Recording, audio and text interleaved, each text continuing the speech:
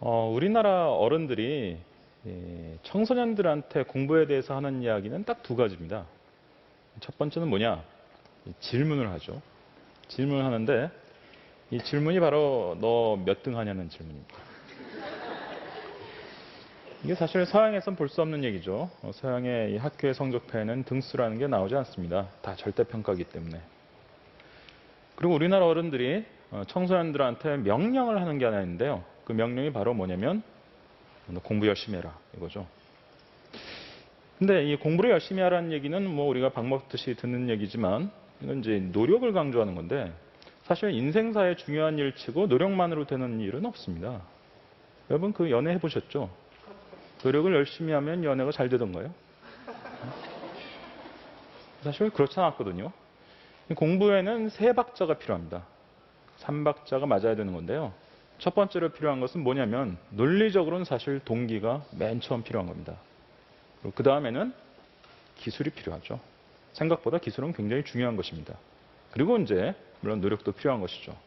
이 세 박자가 맞아야 되는데 사실 이것이 잘 안 맞는 상태에서 무조건 그냥 노력만 하라고 하는 이런 경우를 우리가 이제 너무 많이 보게 됩니다.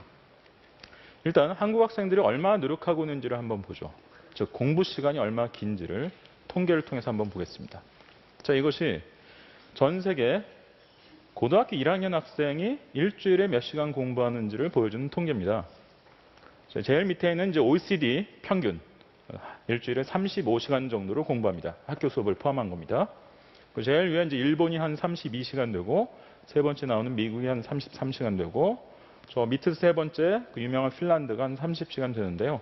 뭐 아시겠지만 압도적으로 긴 막대기가 하나 있죠.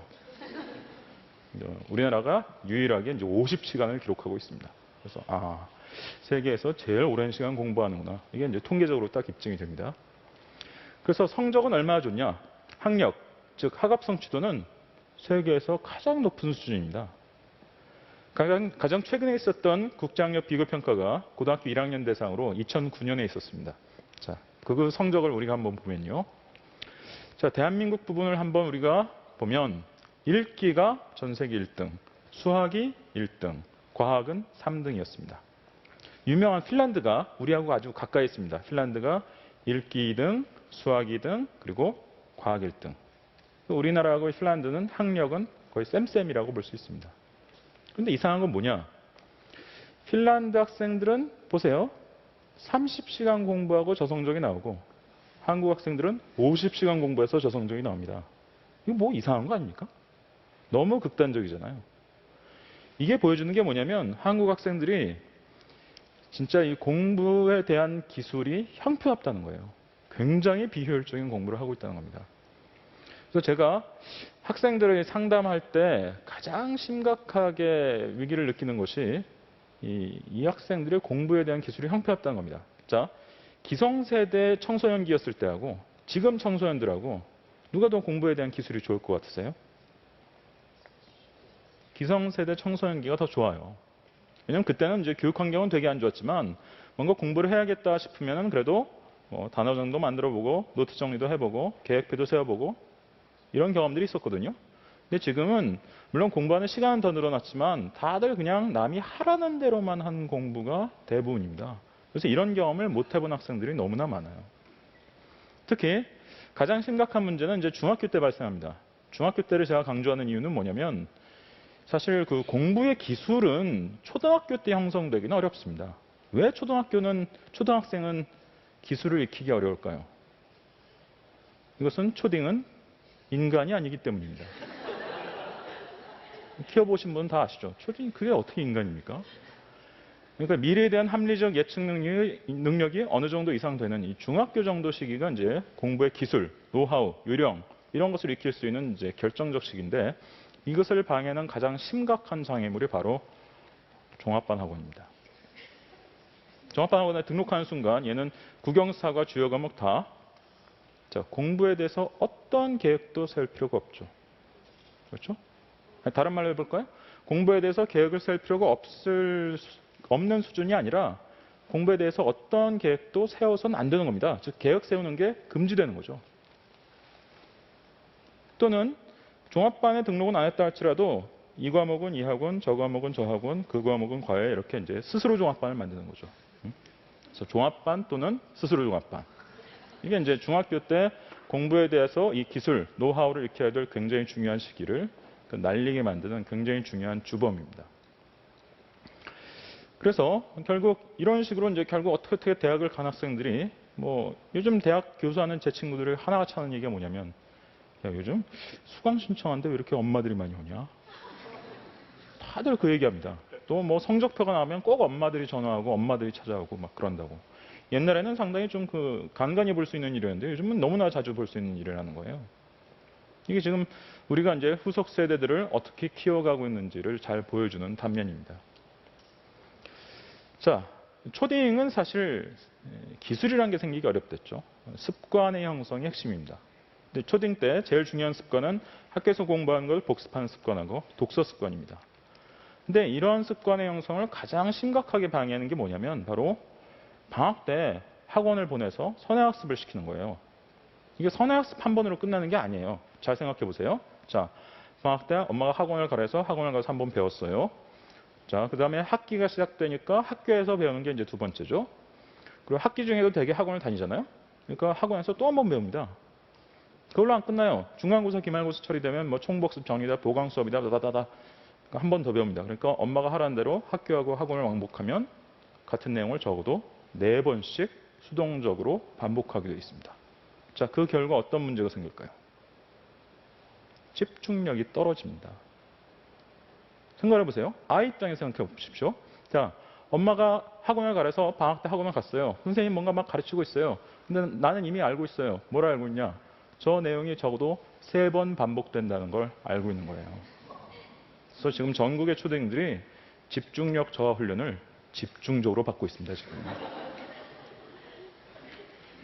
자, 그래서 집중력 저하 훈련을 마친 이 초딩들이 중학교에 올라갑니다. 중학교에 올라가서 좀 전에 말씀드린 것처럼 이 기술을 형성해야 될 시기에 종합반 또는 스스로 종합반을 구성함으로써 결국 공부의 기술, 복습을 어떻게 하는 게 나한테 제일 내 체질에 맞는다라든지 계획을 어떻게 세워보니까 나한테 제일 효율적이라든지 이런 것들을 익힐 수 있는 기회를 완전히 날리는 거죠. 그래서 결국 학부모들은 믿지 않지만 꼭 연구자들이 연구를 해보면 학원주도 학습보다 자기주도 학습이 항상 더 효과적이라고 나오거든요. 엄마들은 안 믿지만 연구하면 꼭 그렇게 나와요. 이게 왜 그런가를 우리가 생각해 볼 필요가 있는데요. 자, 학원주도 학습하고 자기주도 학습 뭐가 다를까요? 학원주도 학습은 이것이 필요한지 여부를 본인이 판단하는 게 아니에요. 이것이 필요한지 여부를 남이 지레짐작으로 판단해서 들이미는 겁니다. 하지만 자기주도 학습은 이것이 필요한지 여부를 스스로에게 됨으로써 판단하는 거죠. 자, 어느 쪽이 더 정확할 것 같습니까? 당연히 후자가 정확한 거죠. 그래서 연구자들이 꼭 연구해보면 학원 1시간 다니는 아이들보다 1시간 동안 자기주도 학습한 아이가 수능 성적도 더 높게 나오고 그리고 심지어 같은 대학을 간다고 전제했을 때 대학 가서도 더 성적이 좋더라. 이런 결과가 꼭 나옵니다. 그 이유가 바로 여기에 있는 거죠. 그러나 현실적으로 우리나라 학생들이 공부하는 주된 방식은 다 학원주도 학습이죠. 자, 그 다음에 아까 얘기했던 3박자 중에서 이제 동기의 문제를 한번 생각해 봅시다. 자, 우리나라 학생들이 전 세계에서 제일 오랜 시간 공부하고 근데 학력은 전 세계에서 1, 2등을 다툰다. 이걸 우리가 봤습니다. 근데 문제가 하나 있습니다. 2007년에 전 세계 중학교 2학년 대상으로 수학과 과학에 대해서 평가를 한 적이 있습니다. 수학 학력은 전 세계에서 2등 했습니다. 그래서 고등학생만 높은 게 아니라 중학생도 매우 높게 나옵니다. 그런데 학력 말고 한 가지 지표를 더 조사했습니다. 수학의 학업 풍미도를 조사했더니 49개국이 참여했는데 43등을 하더라는 거죠. 자, 과학도 평가했습니다. 과학은 전 세계에서 학력은 4등을 했습니다. 그런데 역시 과학에 대한 학업 풍미도도 조사했거든요. 그랬더니 전 세계에서 29등. 이게 당시 참여한 국가들 중에서 꼴찌였습니다. 자, 이걸 제가 요약을 한번 해보죠. 우리나라 학생들은 전 세계에서 제일 재미없는 공부를 전 세계에서 제일 오래 하는 거죠. 자, 제가 지금 제 주관적인 느낌을 얘기하는 겁니까? 아니죠. 전 세계 모든 교육학자들이 다 알고 있는 다 공개된 통계가 이걸 보여줍니다. 전 세계에서 가장 재미없는 공부를 전 세계에서 어떻게 그렇게 제일 오래 할 수 있죠? 자, 한국 학생들이 어떻게 저렇게 공부를 할 수 있을까? 학력 무지 높고 공부 시간 제일 긴데 어떻게 전 세계에서 제일 재미없는 공부를 저렇게 제일 오래 할 수 있나? 한국 학생들이 공부하는 이유는 딱 네 글자로 요약이 됩니다. 왜 공부하냐? 혼날까봐 공부하는 거죠. 이것 아니고서는 설명이 안 됩니다. 설명이 불가능해요. 이게 전 세계 모든 교육학자들 사이에서 아주 유명합니다. 한국 애들 혼날까봐 공부하는 애들. 자, 그래서 이 동기 문제에 있어서 아주 심각한 위기를 겪고 있다. 가장 제가 학생들을 상담하다가 이제 절망하는 경우가 이 경우인데요. 바로 무기력증 환자들이 급증하고 있습니다. 대개 5, 6학년 때쯤에 이제 증세가 나타나기 시작해가지고 중학교 때 중증에 빠져요. 그럼 전 상담하다가 상담을 중단합니다. 그 어머니한테 저 같은 사람은 도움을 줄 수 없을 것 같습니다. 얘는 제가 보기에 무기력증 3년 차인데요. 그 엄마가 애를 붙잡고 그 소아정신과 클리닉 같은 데 가보십시오. 이 아이는 치유가 필요한 아이입니다. 꼭 엄마가 데려가라고 합니다. 왜냐하면 주범이 엄마인 경우가 많기 때문에.